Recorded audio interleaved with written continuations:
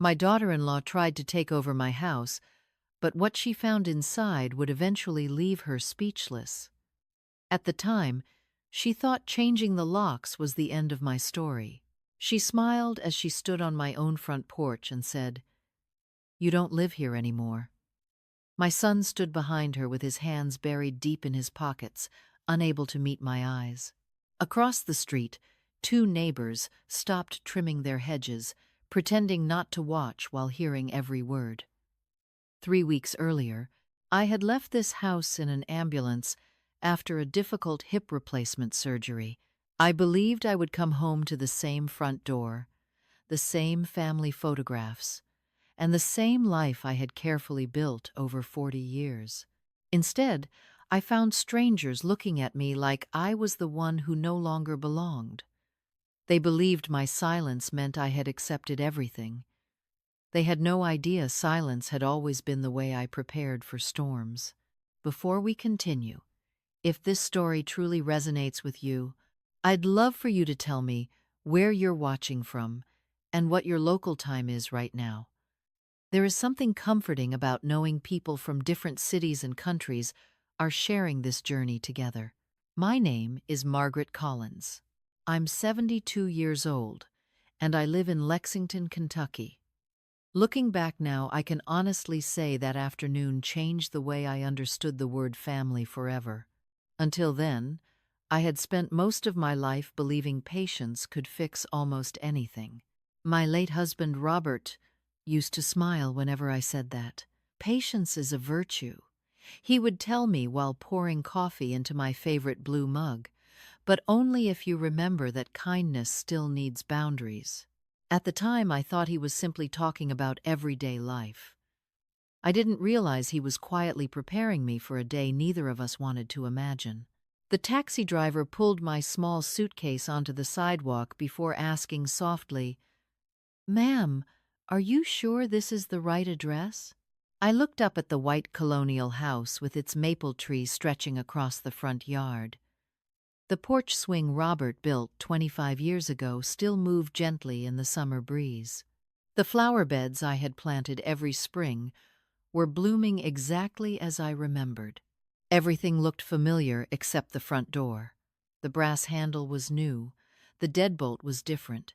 Even from the driveway, I knew someone had replaced every lock. My chest tightened, though it wasn't from the surgery. I slowly walked toward the porch with my cane, every step reminding me that my body was still healing. Before I could reach the first step, the front door opened. Emily stood there wearing one of my kitchen aprons. It took me a second to realize it was mine, because she had always laughed at how old-fashioned she thought it looked. She folded her arms across her chest. "Margaret," she said evenly, almost like she was greeting a delivery driver instead of her husband's mother. "You should have called first." I blinked, confused. "Emily, what are you talking about? I live here." She glanced back over her shoulder before looking at me again. "Things changed while you were gone." I heard footsteps behind her. Daniel appeared in the hallway. My only son looked exhausted. His beard had grown in unevenly, and there were dark circles beneath his eyes. For just a moment, I thought he might come outside and hug me. Instead, he stopped a few feet behind his wife. "Mum," he whispered. That single word carried more distance than the hundreds of miles between Lexington and the hospital where I had recovered. "Daniel," I said quietly, "would you mind explaining why my key doesn't fit?" He opened his mouth, then looked at Emily before answering. We had to make some decisions." Emily didn't let him finish. "You're not living here anymore," she said, her voice calm enough to make the words hurt even more. "After everything that happened, we assumed it was best." Best for whom? The question stayed inside my head because I already knew the answer wouldn't make the pain any smaller. Across the street, Mrs. Linda Parker lowered the watering hose in her garden. Our eyes met for only a second. There was concern on her face, but there was something else too. Hesitation. Like she wanted to say something she wasn't sure she should. Emily stepped forward just enough to block the doorway. "Your room has already been cleared out," she added. "We packed everything." I stared past her shoulder. The family portrait Robert and I had hung beside the staircase after Daniel graduated from college was gone. The hallway looked strangely empty, almost as though someone had erased pieces of our life one frame at a time. My heart broke quietly, not because they had moved furniture, but because they had already rewritten the story of this house while I was still learning how to walk again. Daniel finally lifted his eyes toward mine. "Mom, maybe we should talk later." I nodded once. "Maybe." Then I turned away, before either of them could see how much effort it took to keep my hands from trembling. As I slowly walked toward the side of the house, something caught my attention. The small basement window beneath the back porch was partially uncovered. Most people would never have noticed it. But Robert had once stood beside that very window, resting his hand on my shoulder, and said something that made no sense to me back then. "If the day ever comes when this house feels like it isn't yours anymore," he had whispered, "don't waste your strength arguing upstairs. Everything that matters is waiting below."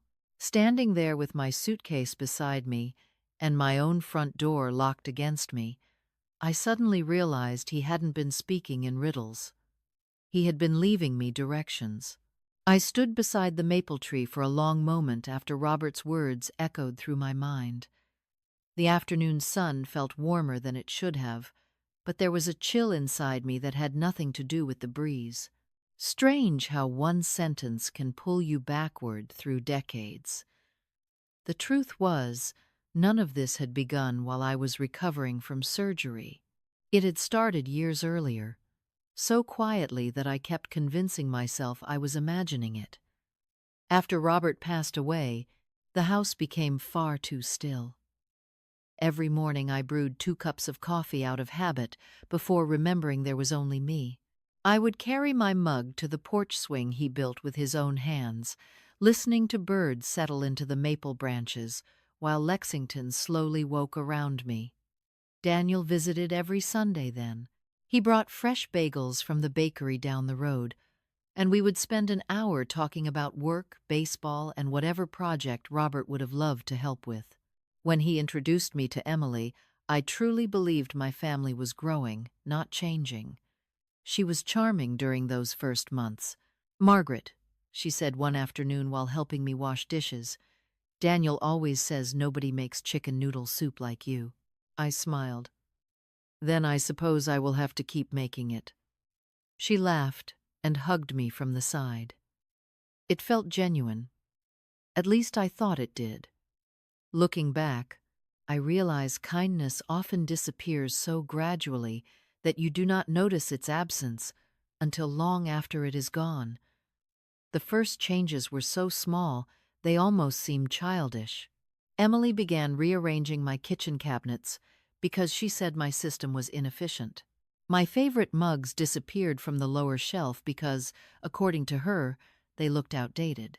Family photographs were replaced with minimalist decorations that looked as though they belonged in a furniture catalog instead of a home filled with memories. One Saturday morning, I opened a drawer looking for Robert's old measuring spoons. "Where did they go?" I asked. Emily barely looked up from her phone. "I donated them. They were old. They were Robert's." She shrugged. "You still have the memories." I remember staring at the empty drawer longer than necessary. It was never about measuring spoons. It was about realizing someone else had started deciding which parts of my life deserved to remain. Daniel always found a way to soften everything. "Mom," he would say with an awkward smile, "Emily is just trying to modernize things." Modernize. That word became an excuse for almost everything. My dining room became too formal. Robert's books became clutter. My handmade quilt became unfashionable. Even the grandfather clock in the hallway somehow became too loud. Every object carried a story, but stories held no value if they could not match the newest decorating trend. Then came the holidays. Thanksgiving had always been my favorite. Robert carved the turkey every year, even after arthritis made his hands ache. After he was gone, I kept the tradition alive because it made me feel close to him. One November, I spent 2 full days preparing dinner. The smell of roasted turkey filled the kitchen, pumpkin pies cooled beside the windows, and candles flickered across the dining table. Emily walked in just before everyone arrived. She looked around and frowned. "We are actually eating at my parents' house this year," she said. I blinked. "Today?" "We figured it would be easier." Daniel avoided looking at me. "We thought you would understand." I forced a smile and wrapped leftovers into containers before anyone had taken a single bite. That evening I ate Thanksgiving dinner alone while the football game played quietly in the background. Daniel called around 8 o'clock. "Mom, are you doing all right?" "Of course," I answered. "Did everyone enjoy dinner?" "Yes." There was a long silence before he added, "Emily's mother really appreciated hosting." I wished him a good night and placed the phone back on the table. The turkey tasted different after that. Every year became a little quieter. Birthdays became shorter. Invitations arrived later, if they arrived at all. Emily never openly insulted me. She did something harder to explain. She slowly reduced my place in the family until I felt like a guest waiting to be thanked before leaving. Linda Parker noticed long before I admitted it to myself. One afternoon, she leaned over the fence while I watered my roses. "Margaret," she asked gently, "are you happy?" I laughed softly. "That is an awfully big question for a Tuesday afternoon." She smiled, but her eyes stayed serious. "Sometimes we spend so much time keeping peace that we forget whether we still have any." I thought about her words for weeks. Even then, I defended Daniel and Emily in my own mind. I told myself, families go through seasons. I told myself grief changes people. I told myself patience would eventually bring us back together. What I did not know was that while I kept holding the family together in my heart, someone else had already begun imagining a future where I no longer belonged inside the walls. Robert and I had spent a lifetime building together. The months after that Thanksgiving seemed to blur together, not because anything dramatic happened, but because disappointment became ordinary. It settled into the house like dust that nobody noticed until sunlight caught it at just the right angle. Emily no longer asked before making decisions. She simply informed me after they had already been made. One Saturday morning, I walked into the garage looking for Robert's old toolbox. Every shelf had been reorganized. The wooden cabinet he built with his own hands had disappeared. "Daniel?" I called. He stepped out carrying a cardboard box. "Mom, we cleaned things up." I looked around slowly. "Where is your father's workbench?" Before he could answer, Emily appeared beside him. "We donated it to a community workshop. Nobody was using it." I rested my hand on the empty space where it had stood for nearly 30 years. "Your father built half this house on that bench." Emily sighed as though I was making life unnecessarily difficult. "Margaret, it was taking up valuable space. We need room for storage." Daniel rubbed the back of his neck. "We thought you would appreciate having less clutter." Less clutter. I nodded once, but inside something quietly shifted. Robert had spent countless evenings in that garage sanding pieces of oak until they felt as smooth as glass. Every scratch on that workbench had come from honest work. They had not thrown away lumber. They had erased part of the man I loved. A few weeks later, another conversation found me while I was trimming the roses near the porch. Emily stepped outside carrying a clipboard. "I scheduled a contractor for next month." I looked up. "For what?" "The downstairs renovation." I set my gardening shears on the stone border. "The downstairs?" "Your bedroom, the sitting room, and the study." She spoke with complete confidence. We are opening the walls to create one large primary suite. I stared at her, waiting for the smile that never came. You are renovating my side of the house? Eventually, she replied, this will all be ours anyway. It makes sense to start planning now. Daniel walked onto the porch halfway through the conversation. Emily, he began quietly. She turned toward him. What? We have talked about this already. I looked directly at my son. Have you? He hesitated for several long seconds before answering. Nothing has been finalized. Emily laughed softly. Not officially. There was something unsettling about how easily she said those words, as though ownership was simply a matter of waiting long enough. That evening, I wandered into Robert's old study. The room still smelled faintly of cedar and machine oil. His reading glasses rested exactly where he had left them on the corner of the desk years ago. I opened one of the drawers, hoping to distract myself by organizing old receipts. Instead, I found a yellow legal pad covered in Robert's familiar handwriting. Most of it contained measurements and maintenance notes, but one sentence had been circled twice in blue ink. Never confuse occupancy with ownership. I smiled sadly. Robert had always written reminders to himself, little lessons gathered through a lifetime of building homes for other families. At the time, I assumed this was another one of those thoughts. I slipped the paper back into the drawer without giving it much more attention. Looking back now, I wish I had understood why he circled those words. The following week, I met Linda Parker while collecting my mail.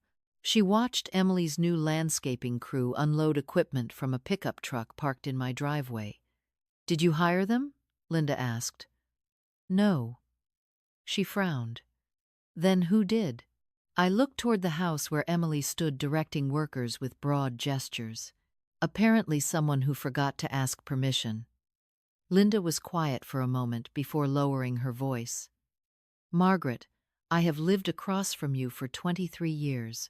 Robert never let anyone make decisions about this place without talking to you first. I smiled gently. Robert is not here anymore. Linda reached out and squeezed my hand. No, but you are. Her words stayed with me long after I walked back inside. That night, I could not sleep. Around 2 in the morning, I padded quietly into the kitchen for a glass of water.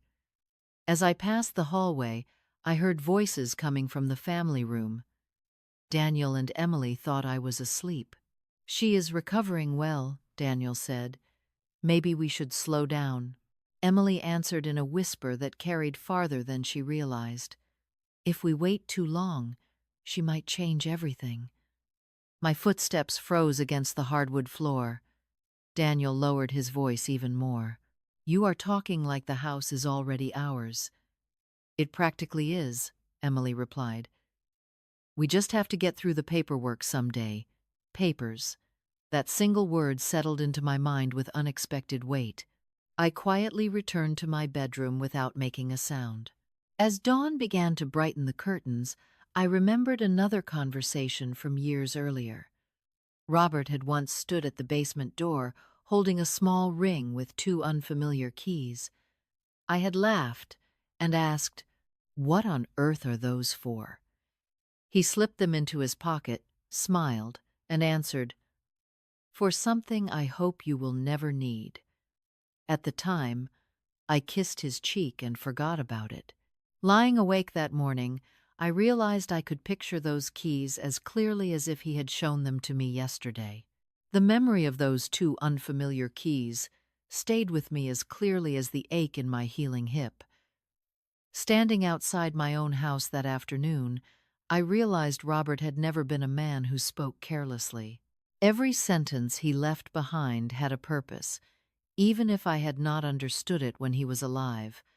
I took a slow breath, picked up my suitcase, and walked away from the front porch without another word. Emily watched me from behind the curtain, probably believing she had won.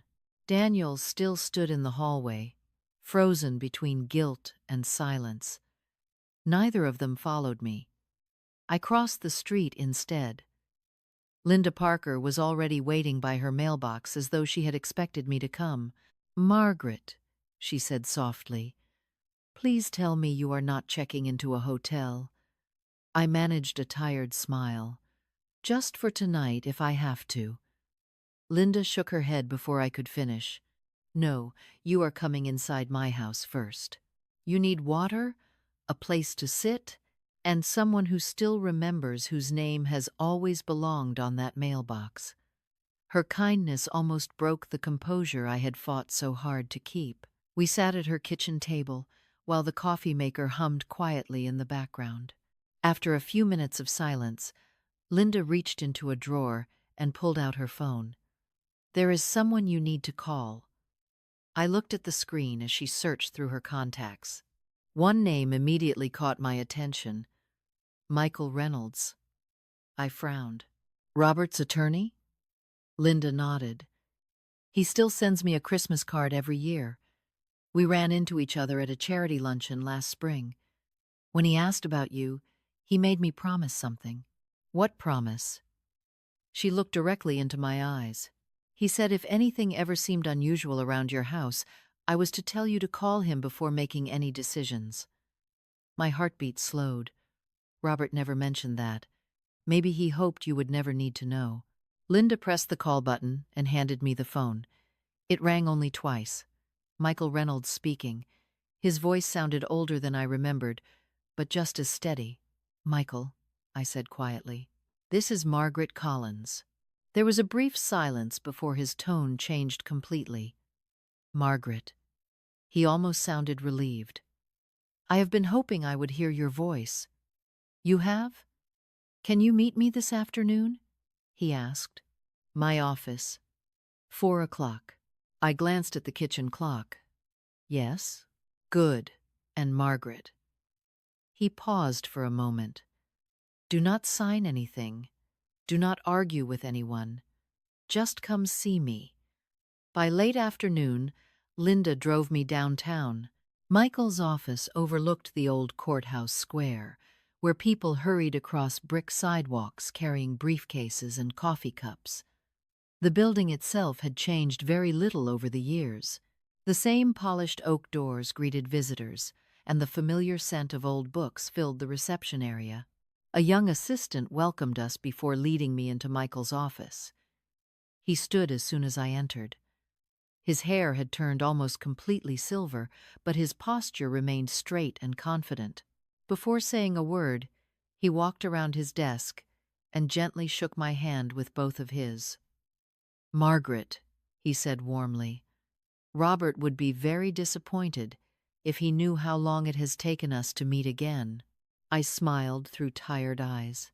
He always thought I worried too much. Michael smiled back. "No. Robert worried enough for both of you. He simply planned instead of panicking." Linda quietly excused herself, leaving us alone. Michael motioned toward a leather chair near the window. "Tell me everything." I described the changed locks, the missing bedroom, the conversations, and the silence from Daniel. He listened without interrupting once. When I finished, he leaned back and folded his hands together. "None of this surprises me." I stared at him. "It does not?" He slowly opened a locked cabinet beside his desk and removed a thick, cream-colored file. My name was written neatly across the front in Robert's unmistakable handwriting. I felt my breath catch. Michael rested his hand on the folder but did not open it. "Several years before Robert passed away," he said, "he came into this office with concerns that had nothing to do with his health. He never told me. He asked me not to.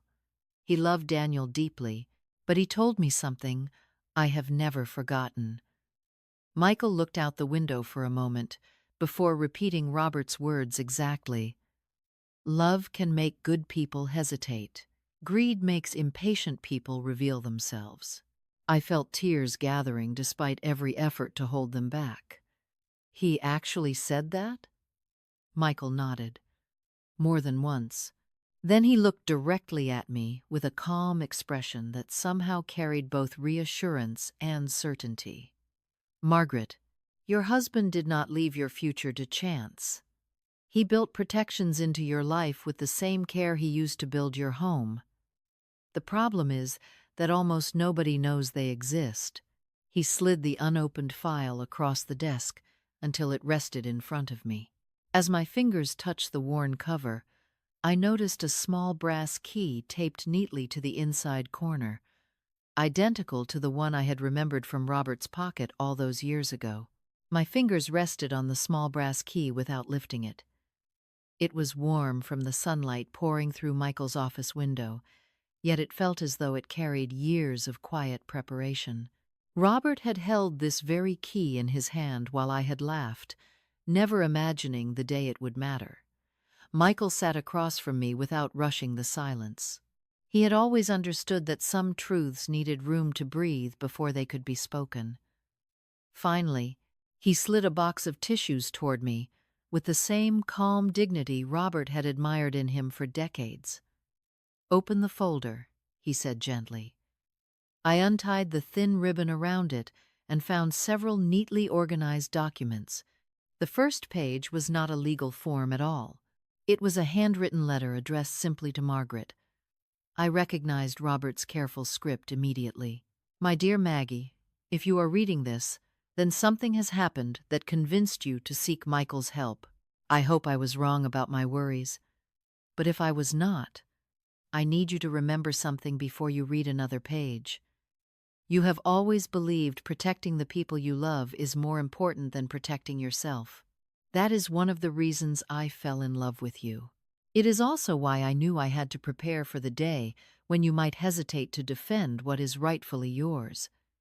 My vision blurred before I reached the end of the first paragraph. Michael quietly looked toward the window, giving me privacy, even though we sat only a few feet apart. Robert continued by reminding me of moments I had almost forgotten. He wrote about the years when we had worked 2 jobs to make our mortgage payments. He remembered the weekends when we repaired broken plumbing ourselves because hiring contractors was beyond our budget. He described the winter when the furnace failed, and we slept in the living room beside a single fireplace to save money. None of those memories were dramatic. They were simply the life we had built together, one careful decision at a time. "He wanted you to remember whose sacrifices built that house," Michael said softly after I lowered the letter. "Property is more than a building. Sometimes it is the physical record of an entire marriage." I nodded, unable to speak. Beneath the letter were copies of trust documents, property records, and several pages marked with colored tabs. Michael turned one of them toward me. "Robert created a living trust years before he became ill. He insisted everything be reviewed every 12 months. I looked up in surprise. "Every year?" "Without fail." Michael smiled faintly. He used to joke that engineers trusted inspections more than optimism. For the first time since leaving the hospital, I almost laughed. That sounded exactly like Robert. Michael continued turning pages slowly, explaining only what I needed to understand. The trust protected the home, but it also contained carefully written occupancy provisions. Anyone living in the house with my permission remained there only while respecting the rights of the legal owner. Any deliberate attempt to exclude that owner could immediately trigger legal remedies already authorized years earlier. "He planned all of this?" I whispered. "He planned for possibilities," Michael answered. "He prayed none of them would ever become necessary." He closed the folder before I could continue reading. "There are additional documents, but today I want you to leave with clarity instead of information overload." His words reminded me of Robert again. Neither man believed wisdom came from talking the loudest. As Michael returned the papers to their folder, another photograph slipped onto the desk. It showed Robert standing beside 3 people in front of our house shortly after it had been completed. I smiled as I recognized one younger version of Michael, but I did not recognize the older gentleman wearing a navy blazer. "Who is this?" I asked. Michael picked up the picture carefully. "Judge Harold Whitmore." The name meant nothing to me at first. Robert never mentioned him. Most people in Fayette County knew him, Michael replied. He retired from the bench years ago, but before that, he specialized in property law. He became one of Robert's closest advisors while your home was being transferred into the trust. I stared at the photograph again. Why would Robert need a judge? Michael's expression grew thoughtful. Because your husband believed that protecting a family's future deserved the very best guidance available. He reached into another drawer and removed a small sealed envelope bearing Judge Whitmore's signature across the back flap. Robert instructed me that, if this day ever came, I was to give this to you only after confirming that someone had actually tried to force you out of your own home. I looked from the envelope to Michael. What is inside? He slowly placed it beside the brass key, but did not answer immediately. I have never opened it. Robert made me promise it would remain sealed until you were ready. My heartbeat quickened as I carefully picked up the envelope. It felt surprisingly heavy for its size. Just before I broke the wax seal, Michael's office phone rang. He glanced at the caller identification, and for the first time that afternoon, the calm expression on his face changed.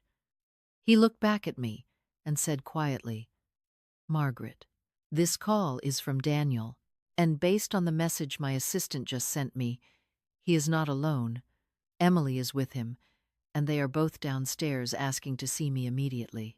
Michael looked at the ringing phone for another second before pressing the button to answer. "This is Michael Reynolds." He listened quietly, his expression revealing almost nothing. After a brief pause, he replied, "Yes, I understand. Please ask them to wait in the reception area. I will come out when I am available." He placed the receiver back into its cradle with the same steady hands that had just handed me Robert's letter. "They seem anxious," he said. "Emily insists there has been a misunderstanding. Daniel says he simply wants to explain." I looked down at the unopened envelope resting beside the brass key. "Do I need to speak with them?" Michael shook his head gently. "Not until you are ready. Today is about facts, not emotions." For the first time since this nightmare had begun, someone was not asking me to compromise for the sake of keeping peace. Someone was asking me to simply let the truth exist. Michael stood and walked toward the office door. "Stay here for a few minutes. I would like to have a brief conversation with them first." As the door closed behind him, I remained alone with Robert's papers. The office was quiet, except for the ticking of an old wall clock. I glanced out the window toward the courthouse square below, watching people continue with ordinary lives, completely unaware that my own had been turned upside down. A few minutes later, I heard muffled voices through the hallway. I could not make out every word, but I recognized Emily's voice immediately. "We never intended to hurt anyone," she said quickly. "Margaret has been under a lot of stress since the surgery." Michael answered in the same calm tone he had used with me. "Mrs. Collins, intentions and actions are not always the same thing." Daniel spoke next, sounding exhausted. "We only thought we were helping prepare for the future." "By replacing every lock?" Michael asked. Silence followed. Even through the closed door, silence can sometimes answer more honestly than words. Several moments later, Michael returned. He closed the door behind him before taking his seat again. "Neither of them expected to find you here." I nodded quietly. "I imagine not." Daniel appears genuinely conflicted.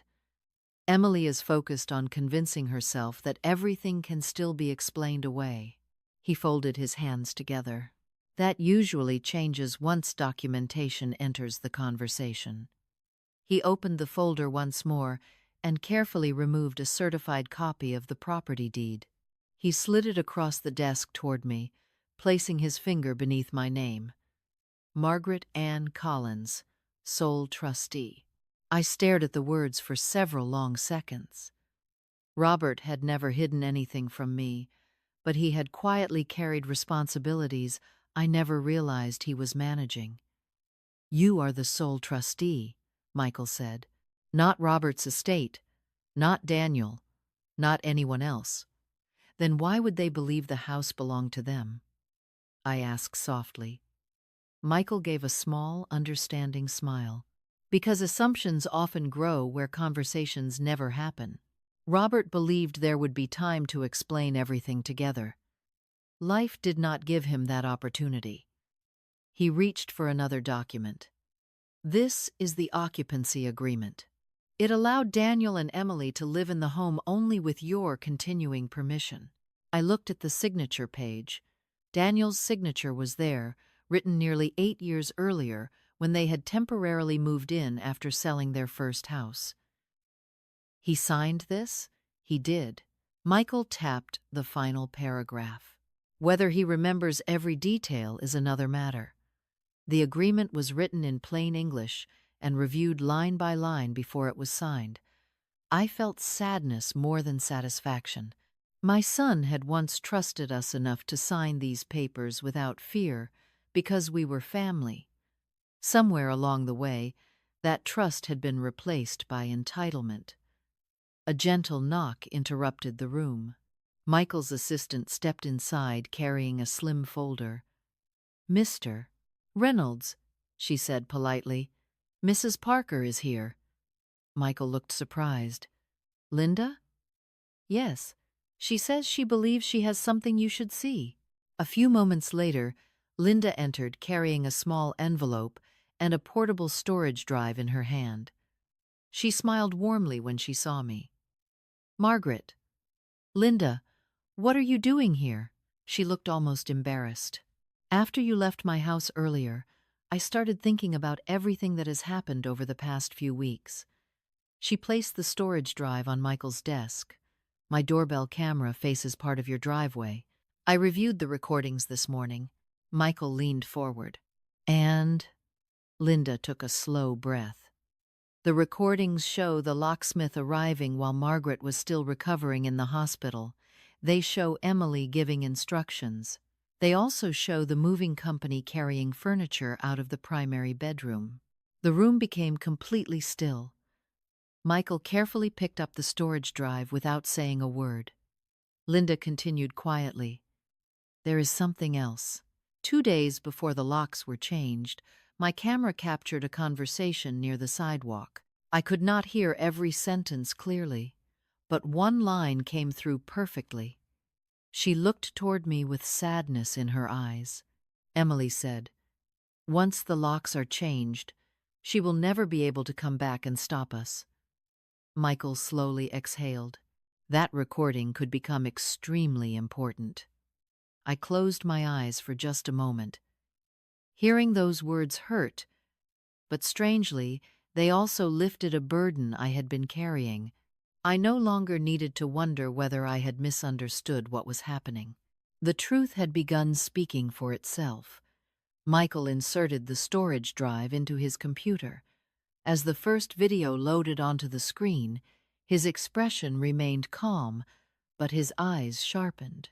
He looked back at me and said quietly, "Margaret, before we watch this, there is one more person who needs to see it." Judge Harold Whitmore called while I was speaking with Daniel and Emily. He is on his way here now, and he specifically asked that no decisions be made until he arrives. Judge Harold Whitmore arrived less than 20 minutes later, but the atmosphere in Michael's office changed the moment he stepped through the door. He was well into his 80s, his silver hair neatly combed, his navy blazer pressed without a wrinkle. He walked with a polished wooden cane, though nothing about his posture suggested weakness. His eyes moved calmly across the room before settling on me, and a warm smile softened his face. "Margaret Collins," he said, extending his hand. "It has been far too many years." I stood carefully and accepted his handshake. "I am sorry to say I do not remember ever meeting you." He chuckled quietly. "That is because your husband insisted I remain in the background. Robert believed the people protecting your future should never become the center of your present." Michael invited him to sit, then handed him the storage drive Linda had provided. Judge Whitmore watched the recordings in complete silence. Not once did he interrupt. The locksmith's truck pulled into my driveway. Emily greeted the technician. Furniture left the primary bedroom. Boxes filled with my belongings disappeared into a moving truck.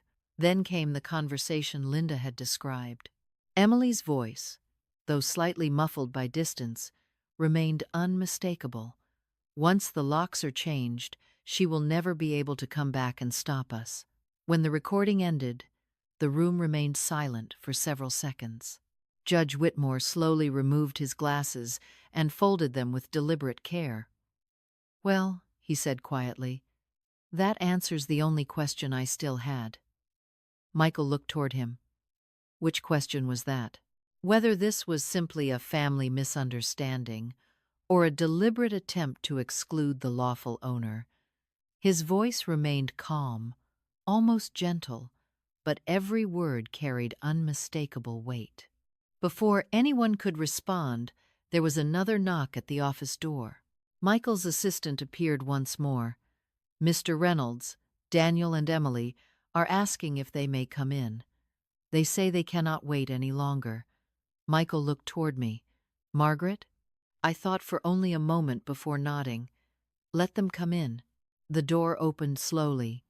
Daniel entered first, his shoulders tense, his face pale with worry. Emily followed, still dressed neatly, though the confidence she had worn outside my front door only hours earlier seemed noticeably thinner. Neither of them expected to find Judge Whitmore sitting beside me. Emily stopped walking almost immediately. "Judge Whitmore?" she asked with visible surprise. The elderly man smiled politely. "Mrs. Collins." She glanced toward Daniel. "You know him?" Daniel shook his head. "No." Judge Whitmore rested both hands on the top of his cane. "Your wife recognizes me because we met several years ago at a property law seminar sponsored by the County Bar Association." Emily looked genuinely uncomfortable. "It was only once." "Indeed," he replied. Long enough to discuss the importance of respecting legal ownership. Nobody spoke for several seconds. Finally, Emily broke the silence. "This has become much bigger than it needs to be." Michael answered before I could. "Only because several important facts were withheld." Emily crossed her arms. Margaret was recovering. "We were taking care of the house." Michael calmly slid the occupancy agreement across the conference table. "Then perhaps you can explain why the locks were changed without the trustee's knowledge." Emily looked down but did not touch the document. "We wanted security." "Security from whom?" Judge Whitmore asked quietly. She hesitated. "That is not what I meant." Daniel finally spoke. "Emily, maybe we should just tell the truth." She turned toward him in disbelief. "Daniel." He lowered his eyes before continuing. "We should have waited. We should have talked to Mom first." Emily's expression hardened. "We talked about this together." "No," Daniel replied, his voice trembling for the first time. "You talked. I kept saying we should slow down." The room seemed to grow even quieter. I watched my son carefully. This was not the confident man who had stood silently behind his wife at my front door. This was the frightened little boy who used to confess broken windows before I even noticed them, because guilt always weighed more heavily on him than punishment ever could. Emily looked from Daniel to me and back again. "You are making it sound like I planned all of this alone." Daniel rubbed both hands across his face. "I signed papers years ago without reading them carefully. That is my responsibility. But changing the locks, telling the neighbors Mom was not coming back, those were your ideas."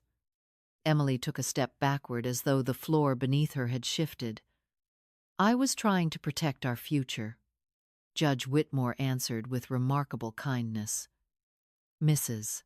Collins, protecting your future never requires erasing someone else's present." Those words settled over the room like a final piece falling into place. No one argued with him. No one even attempted to. For the first time, I realized I was no longer carrying the burden of proving what had happened. The truth had begun separating everyone according to their own choices. Michael quietly gathered the documents into neat stacks. "There is one final matter we must address," he said. He reached into the folder and removed the sealed envelope Robert had left behind. He placed it gently before Judge Whitmore. Robert instructed that this be opened only after the facts were established. Judge Whitmore examined the familiar signature across the seal before looking up at me. "Margaret," he said softly, "whatever is inside this envelope will determine not only what happens next, but what your husband anticipated long before any of us realized why." Judge Whitmore carefully broke the old wax seal without saying a word. The room was so quiet that I could hear the faint rustle of the paper as he unfolded the letter inside. He read silently for nearly a minute before looking first at Michael, then at me.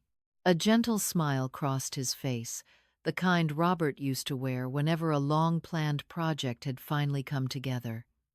"Your husband," Judge Whitmore said, "understood something that many people never do.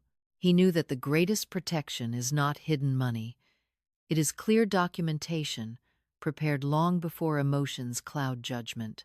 He handed the letter to Michael, who read several paragraphs before sliding it toward me. Robert had written that if anyone ever attempted to remove me from my own home or deny me access to property that legally belonged to me, the trust required immediate action. Temporary permission to live in the house would end automatically upon deliberate interference with the rights of the trustee. There was no anger in his words, only calm certainty. At the bottom of the page, he had added one final sentence: "Love your family whenever possible. Protect your dignity every time." I closed my eyes for a moment. Even after all these years, Robert was still teaching me the difference between forgiveness and surrender. Michael folded the letter with great care. "The trust speaks for itself," he said. "No additional interpretation is necessary."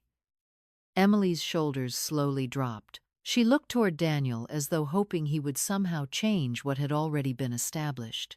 Instead, he remained seated, staring at the occupancy agreement he had signed years before. "I should have read everything," he whispered.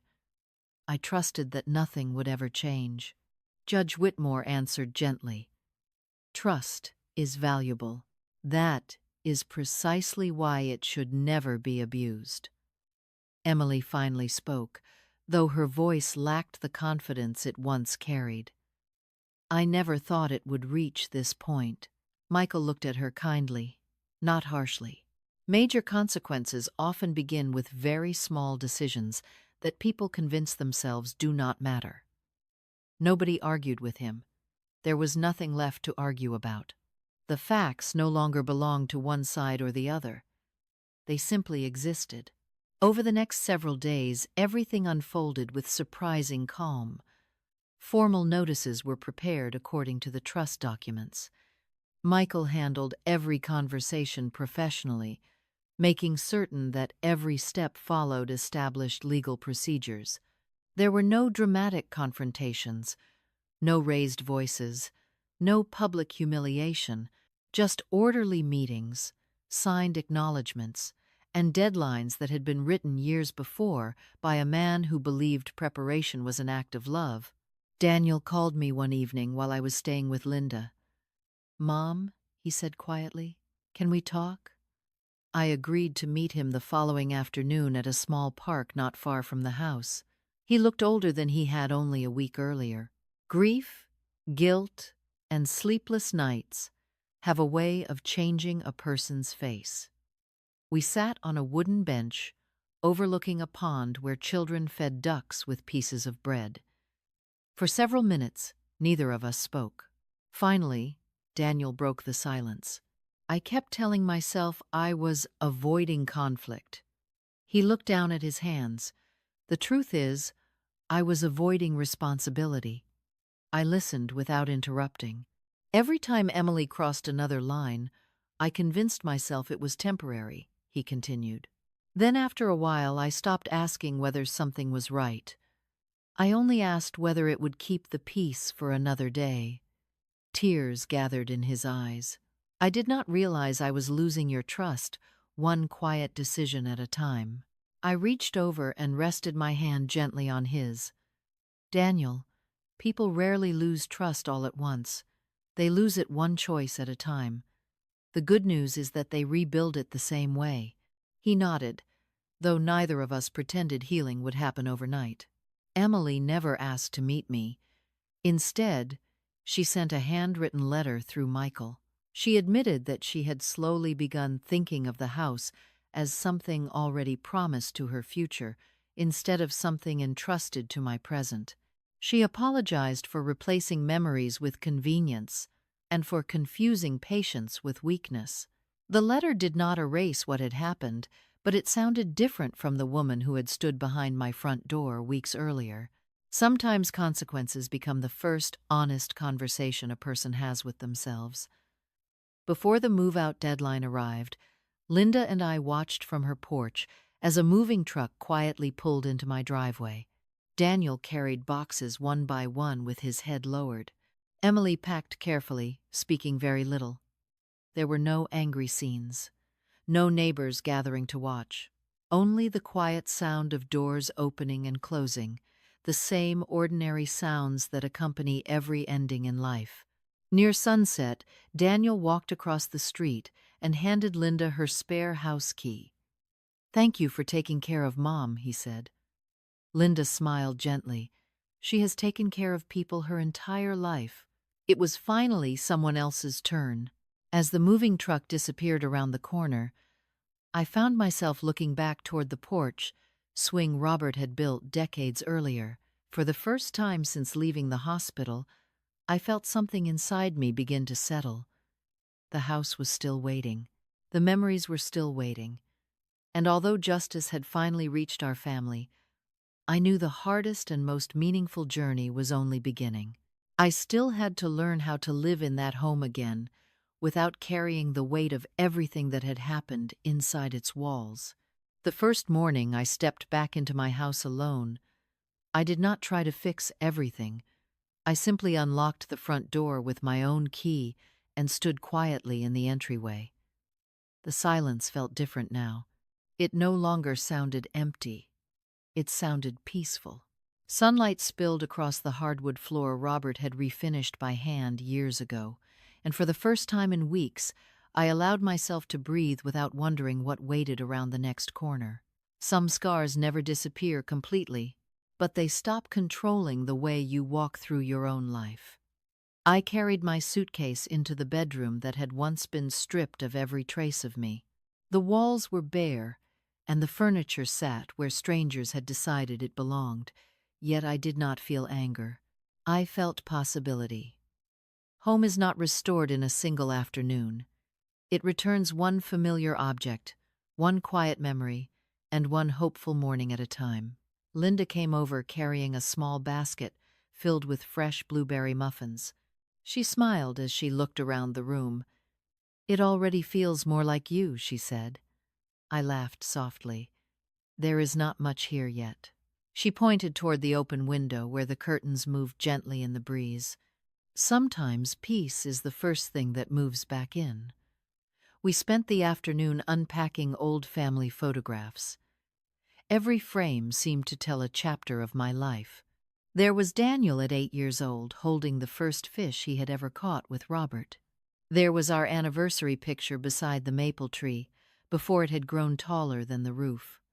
There was Robert smiling through sawdust while building the porch swing that still welcomed every sunrise. None of those memories belonged inside storage boxes. They belonged where they had always been, reminding me that my life had not been erased simply because someone had tried to rewrite it. A week later, Michael stopped by with the final paperwork, confirming that every legal matter had been completed. He handed me a slim folder before accepting a cup of coffee at my kitchen table. "How does it feel?" he asked. I looked around the room before answering. "Lighter." He smiled. Robert would have liked that answer. Before leaving, he placed the small brass key back into my hand. "Keep it," he said, "not because you will need the safe again, but because it represents something much greater than documents." I closed my fingers around it. "Preparation?" He nodded. "And self-respect." Daniel continued reaching out, though carefully, never expecting forgiveness to arrive on his schedule. Some Saturdays we met for breakfast at a small diner downtown. We talked about ordinary things again: baseball, weather, his work, my garden. Healing did not come through dramatic speeches. It came through consistency. One honest conversation after another. One promise kept after another. One morning he looked at me across the table and quietly said, "Mom, I finally understand something Dad used to tell me." "What was that?" I asked. He smiled sadly. "He always said that character is revealed when nobody thinks they are being tested." I reached across the table and squeezed his hand. "Your father believed people could learn. That is why he never gave up on anyone." Daniel nodded. "I hope someday I deserve that belief again." Emily never returned to the house, but several months later I received another handwritten letter. She shared that she had started counseling, accepted responsibility for her choices without blaming anyone else, and had begun rebuilding her own life independently. She did not ask for anything. She simply thanked me for responding with dignity instead of cruelty. I folded the letter carefully and placed it beside Robert's in the cedar box on my bookshelf. Forgiveness, I discovered, is not pretending something never happened. It is choosing not to let someone else's worst decisions become the permanent center of your own story. Autumn arrived, painting the maple tree in brilliant shades of gold and crimson. One crisp afternoon I carried a small shovel into the front yard and planted a new white rose bush beside the porch. Robert had always said roses rewarded patience more than perfection. As I pressed fresh soil around the roots, I realized that description fit people just as well. Linda leaned over the fence and smiled. "Starting another garden?" "Starting another season," I answered. That evening I sat on the old porch swing with a blanket across my lap and a warm mug of coffee in my hands. The swing creaked softly, exactly as it always had. Above me, the maple leaves rustled in the evening breeze, and for just a moment I could almost hear Robert laughing somewhere within those familiar sounds. I reached into my sweater pocket and wrapped my fingers around the small brass key one last time before placing it inside the cedar box with his letters. It had unlocked far more than a safe. It had unlocked the courage to remember that kindness without boundaries is not kindness at all. It is surrender. If you have ever felt invisible inside your own family, if you have ever questioned your worth because someone treated your kindness like permission to take from you, I hope you remember this. You do not have to become cold to become strong. You do not have to seek revenge to reclaim your dignity. Healthy boundaries are not walls that keep love out. They are doors that allow respect to come in. Protect your peace. Protect your independence. And never apologize for standing gently but firmly in the life you worked so hard to build. If this story touched your heart, I would truly appreciate it if you would like this video, subscribe to the channel, and share it with someone who may need this reminder today. The most valuable thing you will ever own is not your house, your savings, or your possessions. It is the quiet confidence that no one can take away your self-respect unless you hand it to them. Thank you for spending this time with me and for allowing me to share a chapter of my journey. Until we meet again in another story, I wish you peace in your home, strength in your heart, and the courage to always remember your own worth.